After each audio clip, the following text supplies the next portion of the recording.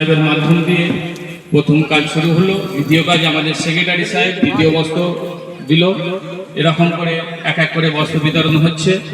বস্ত্র বিতরণের যে লক্ষ্য, যে তাৎপর্য, যে বিষয় আমাদের রাকেশদা বলবেন। রাকেশদা ওনার হাতে একটা দিয়ে দাও। ও উনি কুপন দিয়েছে, ওনাকে একটা। আমাদের বস্ত্র বিতরণ অনুষ্ঠান শুরু হয়ে গেছে। দুস্থ অসহায় মানুষদের সাহায্যার্থে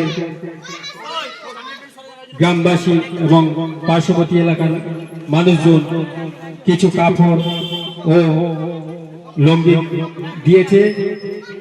আমাদের এই ইসালে সাহেবের কমিটির পক্ষ থেকে দুস্থ অসহায়দের হাতে তুলে দেওয়ার জন্য। এক একটা নাও, এক একটা দিয়ে দাও। এই বস্ত্র বিতরণ শুরু হয়ে গেছে।